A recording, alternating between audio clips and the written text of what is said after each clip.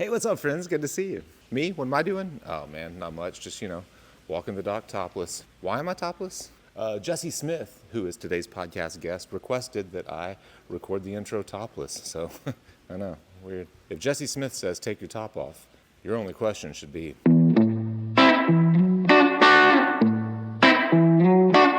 welcome back, and thanks for joining us for another episode. I'm super excited about today's episode. I'm actually here on the dock because tomorrow is the maiden voyage of Fireside Yacht Club, our first ever yacht club trip. I'm cleaning up old escape hatch right here. This young lady is a little dirty, and I wish you were here with me, but unfortunately you can't come on this yacht club trip because one, it's sold out, and two, it starts tomorrow.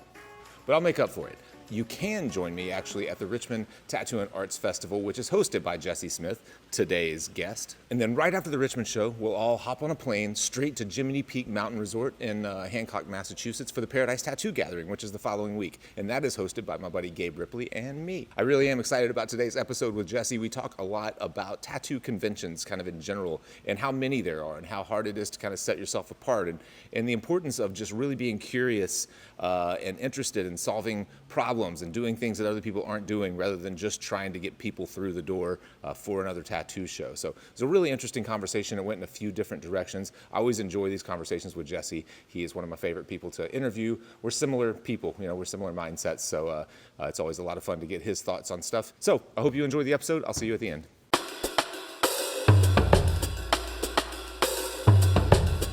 So I had something I wanted to kind of start the conversation with. We're going to talk about your show, the Richmond Tattoo and Arts Fest, and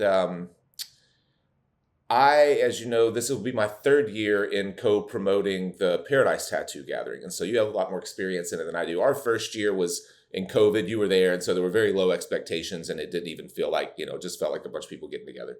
And then last year felt a little more real. And I found myself so focused, particularly with Paradise, on the kind of artist lineup and seminars and things like that. And until this year, I really have not considered the attendees. Like, I just don't think about them, and which sounds terrible to say, but I just haven't thought about them.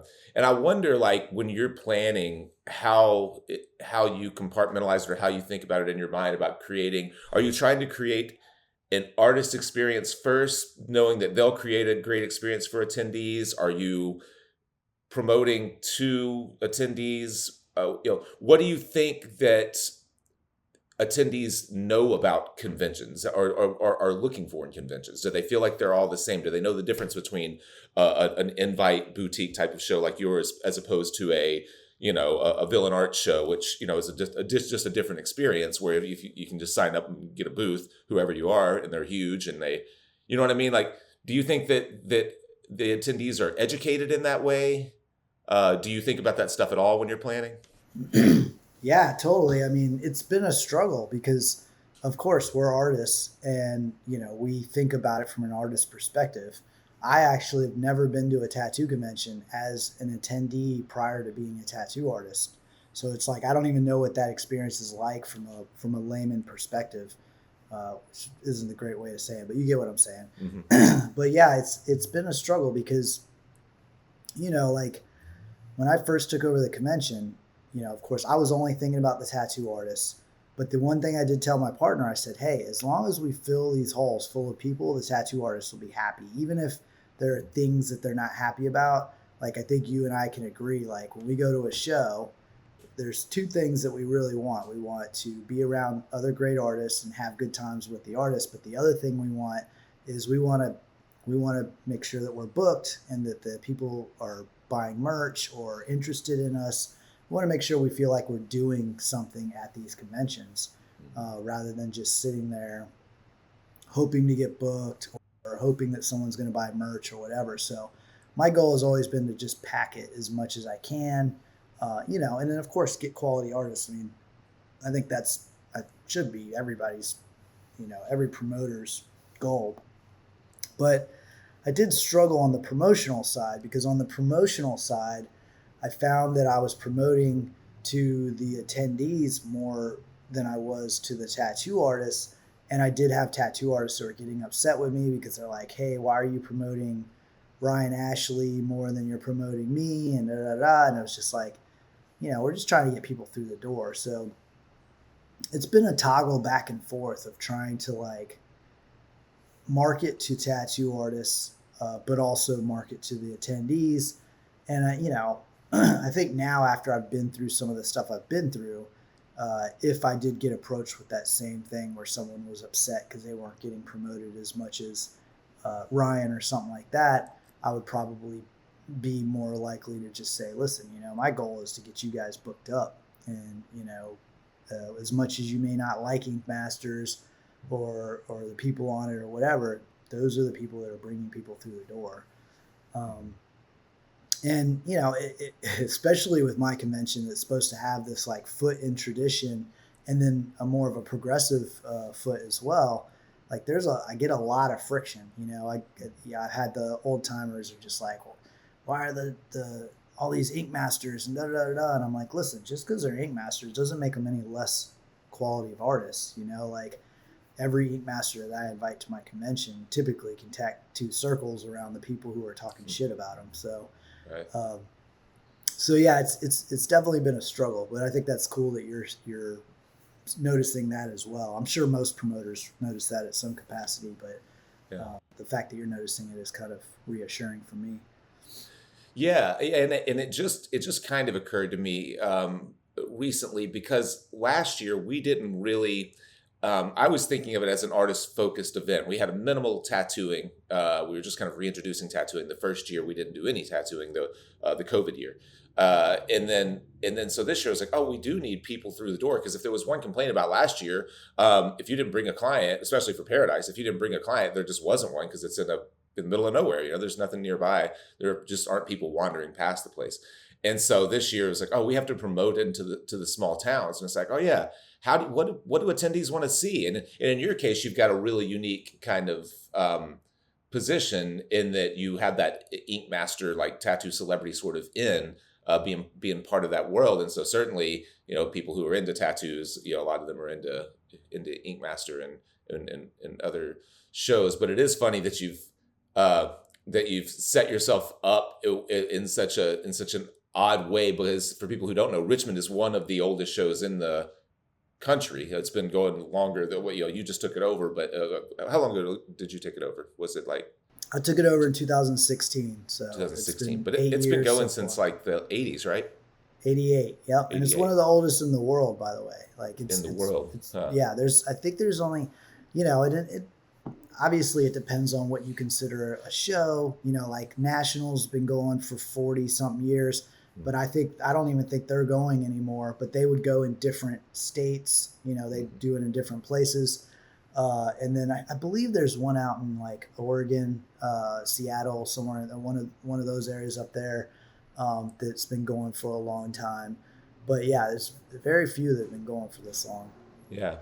And so because of that, you have a lot of old timers, as we'll call them, like people that have been going to the show forever, and then trying to like modernize it. For one, like we just mentioned, the Ink Master kind of connection, the tattoo celebrity kind of connection, which a lot of the old timers really, could not, they don't love that. And then the real art focus that you brought to it. And certainly when I first started going to conventions, there wasn't a huge art focus. You didn't have like people painting on 8-foot canvases outside and you certainly didn't have fine artists doing tattoos and things like that. So I could see how you end up with a good bit of pushback, and I guess it comes primarily from the people who have an idea of what that show always was, and it meant something specific to them, and then there's probably no change you could make that would please them. I mean, right? It's been tough, and I fell into this position really when my partner passed in 2022, because my partner was like, he was the one who was like connected to the OGs and connected to that side of the industry. And so he was honestly the one that was catching a lot of the flack. I'd be like, hey, let's do this cool thing. And he'd be like, yeah, let's do it. And then he was almost like everyone would yell at him. And, I had to deal with my people, which was more of like, the ink masters and the more progressive thinking people, and their complaint was, why are there strippers up in the after party? Right. So it was like we dealt with it, but he dealt with it way more than I did. And then when he passed away, it's been tough, because now he's not there to kind of protect me from all the naysayers on that side. Those guys are coming at me. Then I've got the progressive people coming at me. So, and when I say coming at me, it's like, they just have their opinions about what the convention should be or what it was and why it's changing and da da da da. And it's like, I mean, I think this happens in every industry, the music industry, the movie industry, all of it. And so, it's not anything new. And I think my job is to kind of like guide the ship in a way where we can keep the integrity of what it was the best we can, because obviously that's not going to happen. Because if you were going to keep the integrity of what it was, those people believe that ink masters are blasphemous. And then if you want to move forward, those people don't want strippers and people snorting cocaine off of strippers' butts in the after party, So it's like, how do you find that happy medium where everyone can kind of coexist and enjoy the situation? Yeah. Yeah. It's an interesting problem. Another thing that I find at your show is that you're always, I guess you're really just competing with yourself from the year before, but you're always like, you'll spitball ideas. Like the reason that we're having this conversation now is because I'm going to come and bring some folks that we're going to try to do some cool video projects. We don't really even know what, we're just spitballing ideas that we think seem cool that would, that maybe you don't see all the time at shows. And then you've done like the tattoo glory hole thing a few years ago. I don't know if you're doing that again, but you're always like kind of trying to come up with something new. After to like on the flip side of that, after last year's show, I partnered with Gabe Ripley on the Paradise show. After last year's show, he's trying to come up with new things for this year, and I had this opinion of like, hey, if it ain't broke, don't fix it. Everything went well. Let's just try to do that twice in a row, and then if that works 3 or 4 years in a row, then maybe let's start to add some new stuff. But like for now, let's just do that better. You don't seem to have that mindset. You're like trying to find something new, always like kind of what's the term? I'm like just iterate and see what works and like throw stuff against the wall, huh? Yeah, I mean, that's where I'm most entertained. I mean, obviously, if you're familiar with my artwork, that everything.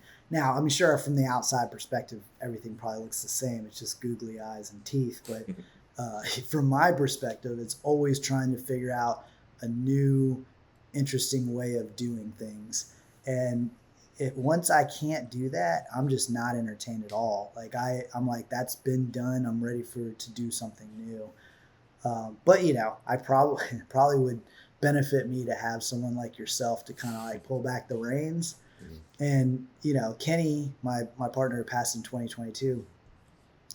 He was kind of that guy. He's like, all right, come on, let's bring it back just a little bit. But for the most part, he was for a traditional thinking guy. He was actually he was a great companion for me. To kind of do stuff, but he would be like, all right, man, let's not do that thing. Yeah. And the glory hole tattoo thing has been pretty controversial. We actually have nixed that, and I wouldn't say we nixed it. We kind of molded it into this newer thing that's a little more palatable for the masses, I would say. Because I got trouble. I didn't get in trouble, but I said it on live TV on a news interview, right? And they were just like, "Dude, don't say that." But yeah, I don't know. If I'm not innovating, then I feel like, I mean, what's the point? If I'm not doing something different, if my tattoo shop's like everybody else's and my convention's like everybody else's, then I'm just never been interested in that, throwing what's already been done. Yeah. From the kind of artist's perspective, I just did an interview, and actually the third and final part comes out this coming week with my buddy Kurt Jacobson. He's a big part of the Inside Fireside Tattoo Club, and he has he's a great guy, great artist, but he is all in this sort of, I don't guess it's new. I guess it just kind of flew under the radar for me. But this group of artists who are traveling to high level conventions, he really wants to come tattoo at your show next year.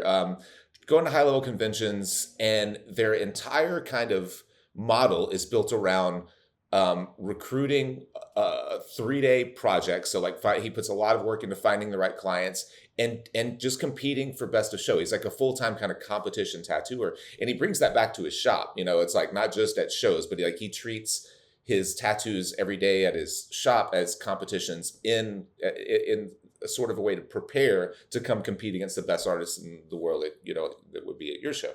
And have you noticed that like shift happening, like where you just see these massive 3-day projects, and you get to Sunday and it's like people are competing for best of show, and every one of them you're just like, good Lord, you did all that this weekend? That's freaking nuts. Like, did you see that coming, or did it kind of blindside you as well?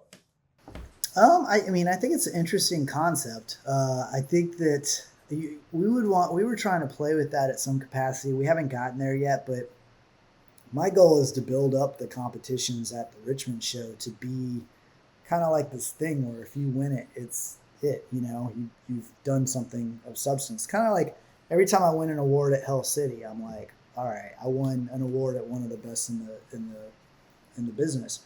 But as far as these 3-day bangers, I mean, we got Deanna James, who will be at the convention, and she's blasting out these full-on leg sleeves that are awesome in 3 days. We got this other girl named Christina Taylor. I think she does a lot of that stuff.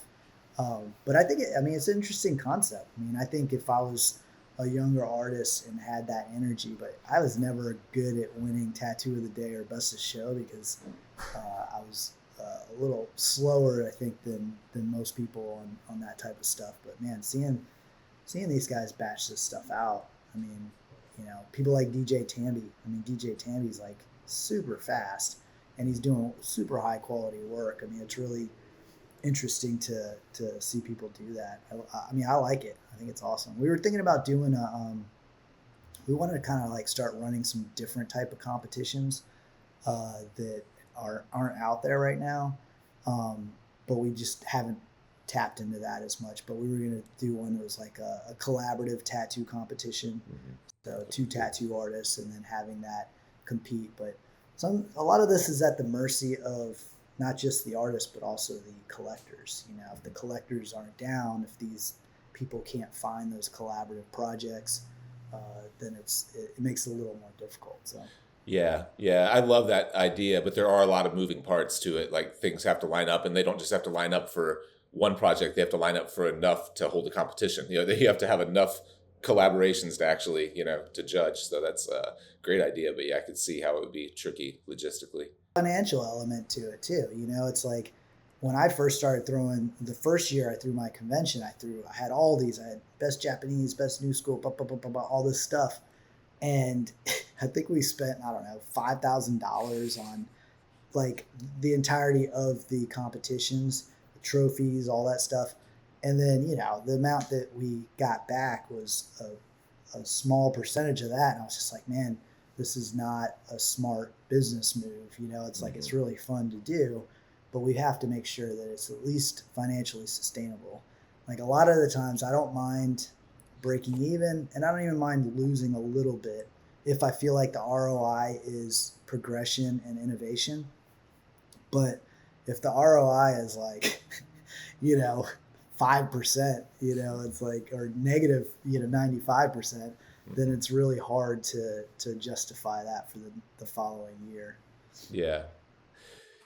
Yeah, it's funny. I was talking about Kurt, going back to that conversation with him. He's got this wall of trophies and awards, and he uses those, he displays them and lights them, and he uses them as a way to recruit clients. So when people sit down in his chair, they're like, what are all those trophies? Like, do people win awards for tattoos? And he's like, yeah, actually they do, and I compete for them all the time. Would you be interested?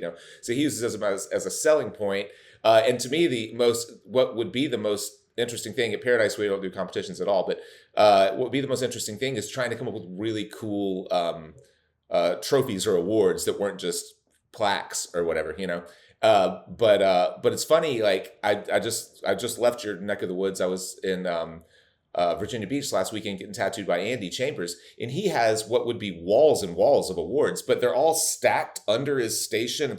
Like not one is displayed. And I'm like, man, that sucks for whoever put the work into like making an awesome award for you to win, for you not to even show it. It's just like, hey, today's video is brought to you by us, the Fireside Tattoo Network. Have you heard of Fireside Simplify? It is a course that we designed here for intermediate to advanced tattooers who are stepping up from small to medium-sized tattoos up to larger scale tattooing. And it's a way to reduce the number of options that you allow yourself at each point in the process so that you design better tattoos faster and with less effort. We've all heard of analysis paralysis, where you have so many options that you just don't know what to do. You're staring at a blank page, or you're staring at an outer arm, and you're trying to figure out where to start, and you're searching Google and Pinterest for reference images. Simplify was designed to help you to make these types of decisions faster and easier by using if-then scenarios. I would be thrilled if you would click either the card above or the link in the description below, which will lead you to a video that will explain more about the benefits of Fireside Simplify. Now back to the episode. But that would really disappoint me if like one of those awards was like, shit, dude, I spent forever like coming up with that design, and you've got it stacked under 9 other awards. I think that's Andy's. I think that's Andy's thing, man. I mean, I remember one year he won Best of Virginia. We did a Best of Virginia competition, and he won Best of Virginia, and I gave him one of my method tattoo systems. As a reward for that. And I just kept bugging him like, hey, did you hang that thing up yet? He's like, no, man, I'm sorry. But, I mean, obviously Andy's focus is on his artwork, and he's in that. And I think that there are those artists that are hyper-focused in this one direction, but because of that, other things fall. And I think that displaying trophies and hanging up method tattoo systems are just not his priority. Right. He is using the method tattoo system now, though. He finally did get it up. Good. He's got it. But I feel you, man. I mean, and the goal is I think I feel the same way. Like there's some conventions I've worked at, and they're just basically giving me a karate trophy. Right. It's like, whatever. What am I going to do with that? But every once in a while, I get a trophy that I'm like, ooh, that's nice. And those are the ones that I display. I mean, I don't really know how many trophies I've won throughout my career, but as far as displaying, I might display like 10 or 15 of them. And those are the ones that are like, I got one from the Philippines. It was like a machete and carved in the side of it. And I'm like, that I'm keeping, Yeah. Or there's one that I got in, Fayetteville, North Carolina. It was like an American flag, like made out of, like this, I don't know if it's aluminum or whatever, and it's stained and it looks really nice. So just, trying to display the ones that are a little more than just a plaque or a trophy. Yeah. But I mean, I've got a couple plaques too that I like. So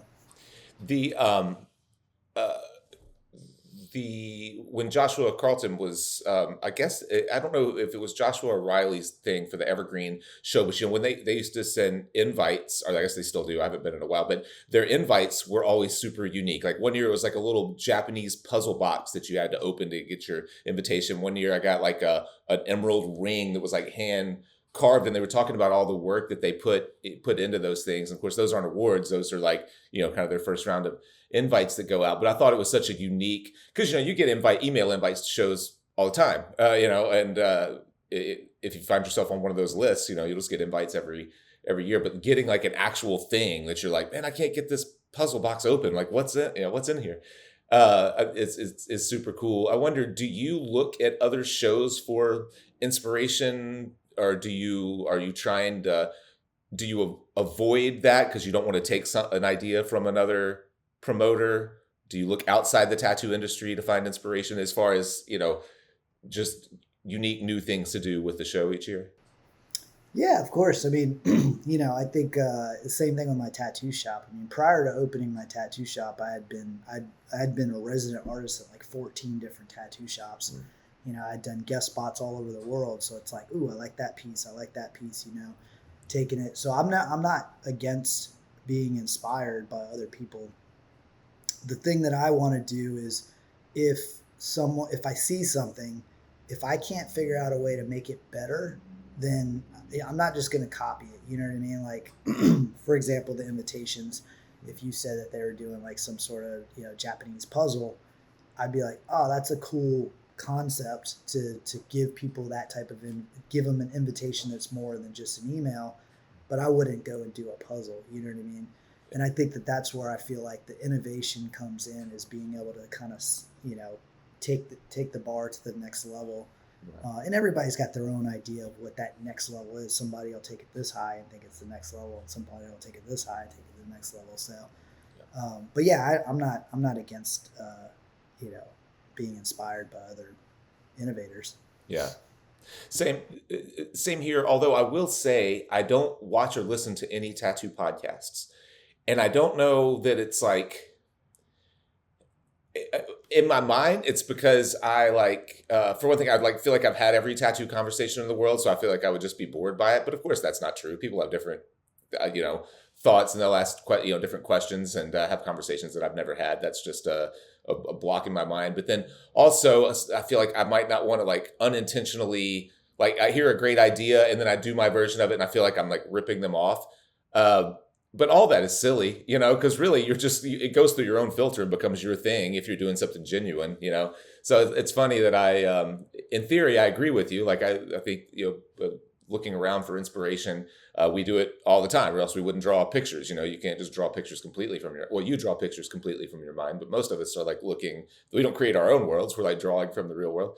But for some reason, I've got a hang up when it comes to tattoo podcasts. I've literally never listened to anyone, not at all. So it's kind of weird. Well, I think one thing from my perspective, based off all the podcasts I've been on, yours is one of the best. What you're doing is very innovative, and I always enjoy talking to you. I feel like you are legitimately interested in learning from your guests, and you're legitimately interested in them. I've been on some podcasts where it's you could tell they're just trying to use your fan base to amplify their podcast, and those are a little annoying. And then also, there's a lot of times where there's been a podcast I've been on where the host talks about themselves the whole time, and you're just well, what am I here for? To help you stimulate questions to yourself? Right. But no, I think your podcast is great, and I've always complimented you and your thirst for knowledge and trying to get information, not only for yourself but also for your followers. But I would say there's a couple good podcasts that are popping up now, and I would also say this: when I first got in the tattoo industry, I didn't really copy many tattoo artists. There was a few of them that I worked with that I was inspired by, but for the most part, I got a lot of my artistic inspiration outside of the tattoo industry and brought it to the industry. And I think that's probably your struggle with the podcast, is a lot of the good podcasts that have been around for a while aren't in the tattoo industry. And if you're listening to those, you're kind of getting probably the best ideas that podcasts can offer. But I will say there's a couple of them that are popping up now within the tattoo industry that I think would be good for you to at least check them out. And I think Deanna James is doing a really nice one. Nice, yeah. What is hers called? What's that? What's it called? Do you know? I think it's Eden something. Yeah. I've seen some clips of it. It looks not. Her setup is really nice. That's one thing I've noticed in the clips. I'd say I don't listen to them, but on Instagram they pop up just it's recommended all the time, and just the quality, audio, video quality, lighting, setup, all that kind of stuff. Of course, now since COVID, we're doing everything like this for the most part, just through Zoom or Riverside. But doing those in-person types of shows where you have a set, they look beautiful, and I'm sure Deanna's doing a great job. She's her tutorials are so good. Her little over the shoulder, how she gets different effects, are really, really awesome. Yeah, she's going to be teaching. She's teaching 3 seminars at Richmond, which I'm really excited about. 3, no kidding. So wait, they're not all on the Monday after, or are they? So yeah, so the way I did it this year is I wasn't honestly trying to do I wanted to do I still want to get back to doing the academy like we did prior to COVID. Mm-hmm. It's just been a little bit of a struggle to get the convention back to where I feel like it's running smooth, and then being able to add big projects. The academy is a big project. Yeah. So I just basically had all these artists that were coming, and they were asking me if they could teach their seminar or offering a seminar or whatever. And I was like, yeah, let's do it. Let's just see what happens. and I ended up getting like, I think there's like 8 people, maybe 9 people that are teaching seminars. And I kind of just let them pick their times. And some of them were like, hey, I've got, I'm tattooing the entire weekend. I can, you know, and I was like, well, you can just do it on Monday. So we do have like 3 or 4 seminars on Monday. Okay. But we also have, I think Dave is doing one on Friday. Deanna's doing one on Saturday. I think Russ might be doing one on Saturday as well. And then we've got, I think Deanna's doing another one on Sunday. And then Mondays we'll have like, I think 3 or 4 of them. So Gotcha. Yeah. The lineup for those seem really, really strong. All of them look like seminars I'd love to take. You also, and I haven't reached out. You gave me his information. I'm going to reach out and try to podcast with him. But you have Bobby Johnson coming. He's not doing a seminar. He's doing is it portfolio critiques that he's doing? he's doing portfolio reviews and he's doing a seminar. So Okay. his seminar is on Monday. And then I don't know when his portfolio review is. And we've got like, I think 16 artists or something that are doing portfolio reviews. Nice. And this is a completely new concept. So I'm still trying to like nail it down and figure out exactly how it's going to work. But as of right now, it's more just, you getting dedicated time with this artist to critique your portfolio. And it might happen at their booth. It might happen in a separate room, whatever. But, it's one of those things that they've been doing at Comic-Cons and, more of those art-driven, conventions forever. They get these really well-known illustrative artists and you can book a little bit of time with them to get a portfolio review, which is, super fruitful. Yeah. If you're willing to accept the critique. Yeah. I'm sitting here thinking about coming and trying to get some really great stories or narratives, throughout the show, trying to figure out what we're going to do to highlight the show. And there just seemed like there's so many like cool opportunities that I can't, like every time I think of one, like something else kind of pops in my head. But something, going back to what started this conversation, I've always been focused on the artists at a show and not the collectors. And you sent me a couple of clips of like, oh, this would be a cool thing to try. And then the one in particular that you sent me with how much does this tattoo cost? Which I thought was really cool. All right, the artist guessing how much another tattoo would have cost. That's one that kind of bridges the gap because artists would be interested in that. And I think collectors, would as well. But the trick to me is getting myself in a mindset to think from the standpoint of what a collector would want to know. I just don't think that. I've never done a podcast, an episode for a tattoo collector. I've always done them with other tattooers in mind. So it's funny if I'm thinking about going around to booths and what questions to ask. If I feel like, and I know this isn't true, but I feel like if I'm asking a collector question, like maybe like a Mad Rabbit or Inked or some of the bigger, like the tattoo kind of lifestyle and culture magazines or whatever, I feel like the artists will like roll their eyes because it'll be a dumb question. But that's not true. I'm just not thinking it through. Like there are smart questions that collectors would want to know. But yeah, I don't know. Just thinking out loud, I'm thinking about how to projects that we could take on there that would be exciting for both tattooers and collectors. And so as I throw that up, I'd like to get your thoughts on it. But then also, if anyone, because this episode obviously will be out before the show, if anyone has any ideas and you want to let me know in comments, I would be happy to give you credit if we end up using your idea, because I could definitely use some help, some brainstorming sessions. So. Yeah, it makes me think that maybe it's a good idea if you get a couple. I have a couple collectors that come to the Richmond convention who go to, like, there's this guy named Tony LaFianzo, and he's got tattoos he's got his whole stomach done by Josh Payne. I tattooed his neck and a couple things. I mean, he's got tons of he's a legit collector, and he just goes to every convention. He's doing guest judging at conventions now, and I think maybe even interviewing a couple of those guys and getting their opinion on what makes a good tattoo convention from an attendee's perspective, right, and a collector's perspective. And then, I mean, I figure you would have a lot of interest in that, and that would also be very educational for you and I, because it's like we only hear what the public tells us, but in the end, who is our demographic? And I think that you and I both, our main demographic is artists and really hardcore collectors, Yeah. and people who respect the industry. Yeah.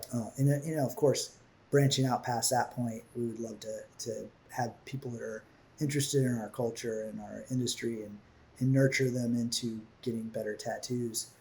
But those are like our main demographic. So I think, interviewing them would be pretty awesome. That's a great idea. Yeah. Yeah. If we could pin a few down, maybe we could find some in advance and reach out to them if we know that, know they're going to be there. That would be just a cool kind of series in general outside of at a particular show, just a podcast series on really, hardcore kind of collectors. Cause there are some really well-known collectors now, like some pretty, like, Yalsey or someone that's like Definitely made his entire brand is being one of the lead collectors in the world, getting tattooed by the best artists in the world. So, I mean, getting him on would probably be a good idea.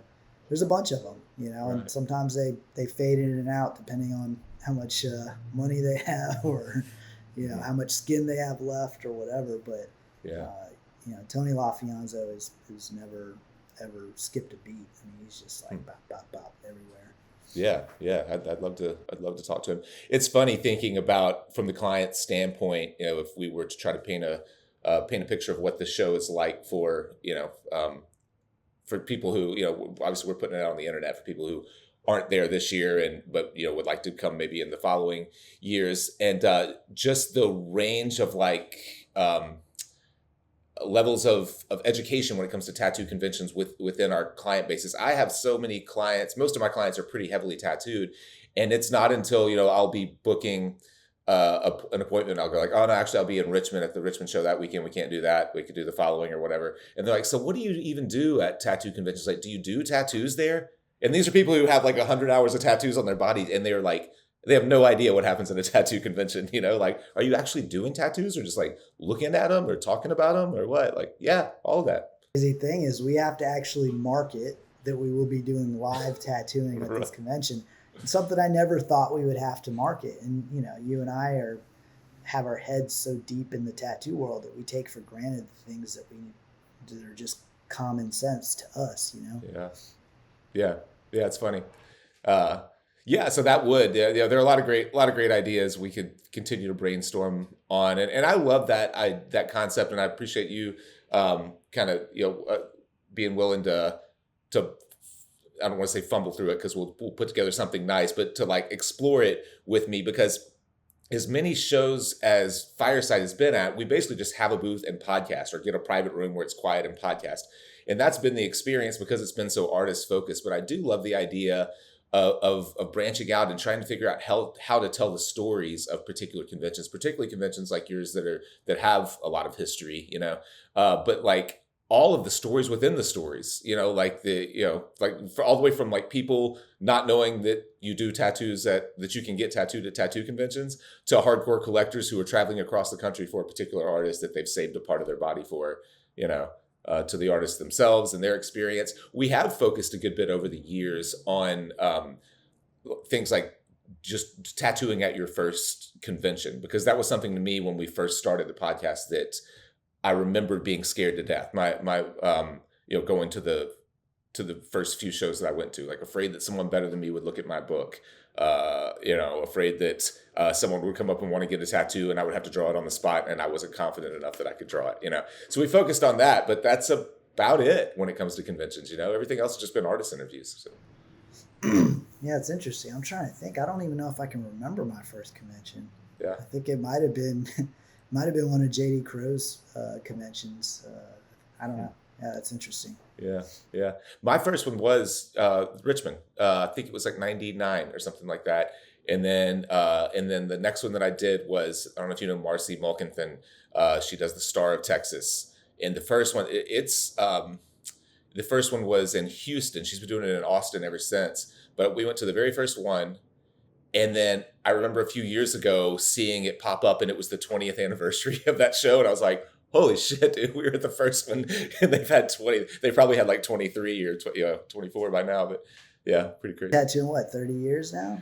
28, yeah, 28 almost. Yeah, that's where I'm at too. 28 years. I'll be 28 in March, but yeah, crazy. But yeah, that's a long time, man. It's a long time, right? Yeah, it goes by. It goes by pretty fast. Well, But let's that's something that we're doing at this year's convention that I'm excited about. Is we started a ranking system. yeah. Um, bec- yeah. So what happened? Because I'm trying to balance this out a little bit. Is you get someone like Ryan Ashley, and maybe she's been tattooing for 15 years, and she's just like on top of the world as far as like she's one of the best artists in the world via marketing, and then also her tattoo abilities. I mean, she's super talented. But then you get someone like, I don't know, Paul Booth, for example. Paul Booth was a fucking rock star back in the days. I mean, I remember him being at the Richmond convention, and there was like 5 layers of humans like trying to like see what he was doing, and he was bashing out full back pieces at conventions back when nobody was doing it. Yeah.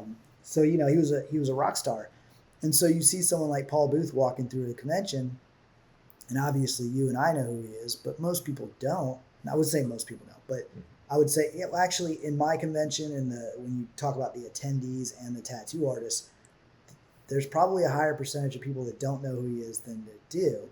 And so what I wanted to do is I wanted to kind of balance that out a little bit so you could kind of see what the depth behind these maybe old school tattoo artists. And when I say old school, you're kind of in that world a little bit too. So what we do is we've created these lanyards, and essentially you have your name on the lanyard, you have a picture of yourself, but then you have like your rank. So every 5 years you've been tattooing, you get a dot. And then also we have a different color dots for different eras of the Richmond convention. So for example, yourself, you've been a part of the 99 convention, which is Billy Easton's first era, we call it. He had 3 eras. He had the first, second, and third. So you'd get that emblem, and then you would also get the one for me and Kenny, which was I think that's era 7, and then you'd get this era since you're coming this year. So you'd have 3 dots at the bottom. Yeah. And then you get someone like Mike Skyver. No, I don't think so. So he's at our convention. Hopefully now that this ranking system is around, you'll get to kind of like pay a little more attention to it. But essentially, Mike Skyver's been tattooing for like 57 years. So he's got 11 dots at the top. Oh, wow. And then he's done every Richmond convention era. Oh, so wow. he's got, I think it's like 8 dots at the bottom, and they're all different colors. So it's just something cool. to kind of give value to the people who've been, one, in the industry for a long time, and then 2, people who've been supporting the Richmond convention for a long time. Yeah. And so, every time I see, like, for example, where it's like you worked in 99, I'm like, oh shit, like you are part, like a small piece of the reason why this convention is where it is today. Obviously you're a bigger piece now because, you do a lot with me and do a lot for me, but like, that little time that you were there in 99, you made an impact on the Richmond convention at some capacity, whether you were drinking a beer with, someone who was older and just whatever, boosted their ego to get them to move in a different direction, but you're part of that butterfly effect of what Richmond is today. Yeah. And, there have been people who I was very surprised. Like, I don't know if you know Duffy Fortner. Do you know who she is? No, I don't think so. She was on Ink Master, and that was the first time I knew who she was because, obviously I was on there, and I was, and then, of course, when she started working the Richmond convention, or once I took over the Richmond convention, she was already on the list of people. And then I found out that she had been working the convention for decades, and it's like, oh shit, Even Oliver Peck was another one. It's like prior to Oliver Peck being on the TV show, Oliver Peck was working the Richmond show. Yeah. So it's like just seeing these people being connected to the history of the Richmond convention via their ranks is it changes my perspective. I'm like, Duffy's not just an ink master. She's also been working the show for a long time. James Vaughn's worked the convention since he's worked 6 eras within the Richmond convention. Wow. Of course he's known for TV, but just knowing that he's been a pivotal piece of that show is awesome. That's cool. And that's going to be you're doing that this year, or is that something you're hoping to do for the future? Yeah, we're doing it this year. We're doing a soft rollout of it this year. So if you go to the Richmond Convention, richmondconvention.com, we actually have a a timeline of the convention from 1988 all the way until now. Oh, And of okay. course, it's going to be a working timeline as people give us more information. Some of it's just been kind of like tossed in there as vaguely as we know it. For example, Grandpa Groovy was the guy who threw the convention in 1988. Hmm. As far as I can gather, he was born in 1911 and died in, what was it? He ended up being like 78-ish years old. But we don't have any definitive information. We don't have an obituary. We don't have anybody who says this is what we know. So we're just putting pieces in there, and we have it on the timeline, hoping that people will come in and be like, oh, well, Grandpa Groovy, was born in 2010, not 2011, and then we adjust that. Yeah. But anyway, so Yeah. within the timeline, we have the different emblems and the different color emblems, and so you can kind of see which era is which color, and then it connects to the badges, and then we're going to start bringing that into the on the digital online. So your presence on our website and via our Instagram is going to have your ranks and all that stuff in it. Yeah. And so people will start connecting all the dots, and we've got this little ecosystem of ranks and where you fit within the history of the Richmond Convention, and then also your experience in the tattoo world. Yeah. That's super cool. That's such a great idea, and it works, in a lot of different ways. First off, it's really informative, and it allows you to like build this kind of living history, which I assume not many shows have, that have documented, especially for that period of time. If you have a show that's been going on for 5 or 6 years, you may have digital records of everything, but something going back that far, it's cool to be able to kind of piece together almost like ancestry.com or something, where you're like, the more you give, the more we learn. It's self-learning, self-improving.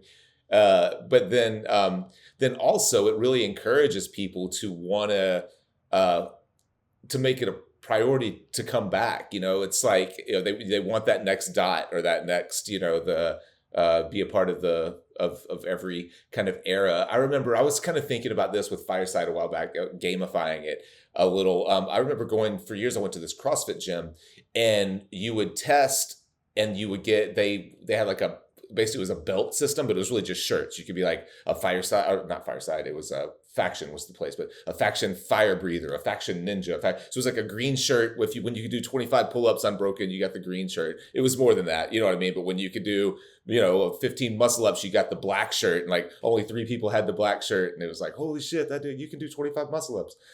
So I've thought that stuff's a lot of fun. Yeah. And then it tweaks into my OCD. It's like I always want to try to like get to that next level, and so it is a gamification kind of thing as well, where it's like, oh well, I have to go to the Richmond Convention at least once within this era. And most of the era is about 5-year increments, so I have to go to the convention within this era to get that dot.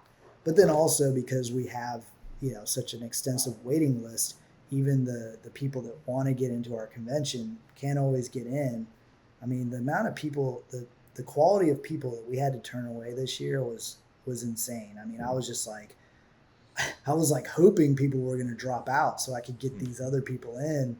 But of course we only have so much space, but like, it was definitely irking my brain. I'm like, there's probably 5 or 6 people on this list where I'm like, I can't believe I'm not giving them a space in my convention because it's just so amazing. We just don't have space. So it's a great problem to have, but I understand that is concerning. Have you ever considered? I love the space, the size, and the layout of the show. The way that it's broken up, I think, is really nice. The rooms are easy to get through. It's easy to get from one to another. You don't feel like you're like wandering for days down an aisle trying to find somebody. Or I love big shows as well, like the big room at Hell City. It still isn't huge, but it feels like, if you're trying to find someone, you might walk for 15 minutes trying to find their spot. But have you ever considered like moving to a different layout, a different venue, growing it, like adding booths, or are you pretty happy with the size and scale? I mean,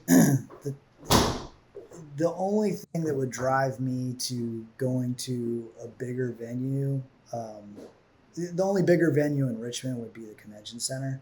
And the only thing that would drive me to that, because I feel like moving to that allows for more humans, but it doesn't. You will lose all the character of the Richmond convention.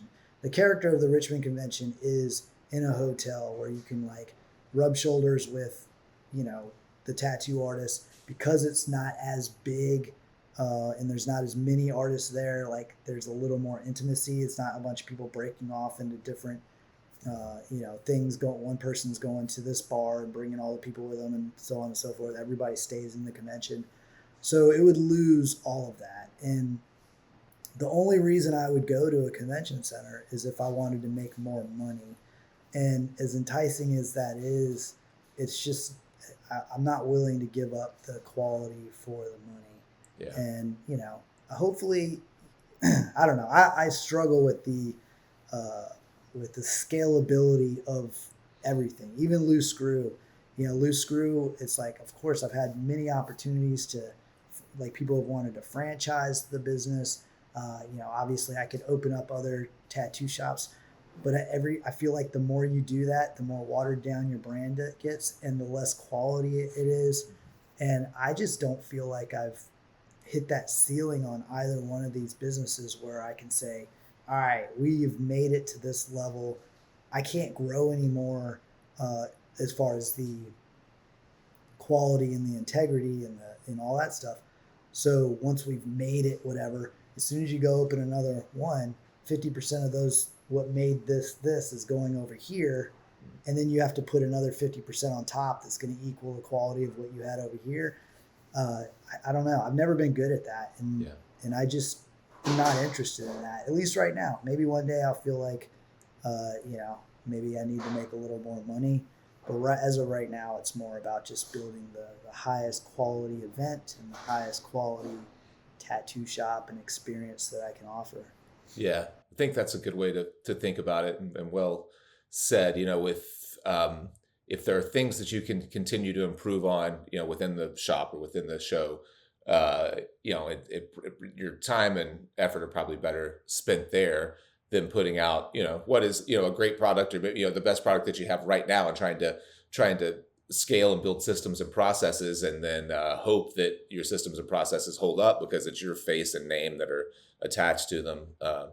And I do think that there's something about where the show is held now. Like if, for example, it were down, I don't know Richmond particularly well, but if it were at a venue that's down near Loose Screw, near your shop, people would disperse, and you would, they would be at all different restaurants and places, and you would never see them. Where the show is now, it's like there's not just a ton. I mean, there are restaurants and stuff around, but there's not just a ton of things to walk and do right there. So you kind of are there. And then you have that whole top floor that's, kind of keeps people close. In some ways, that's what I like about Paradise as well, is it's like, I tell people when they're wanting to when they're thinking about coming, it's like, if you really want to hang out and talk to like Nick Baxter and you go to Hell City, you'll never get a chance. He'll be tattooing all day, and then he's going to disappear to someplace else, and you won't know where he is.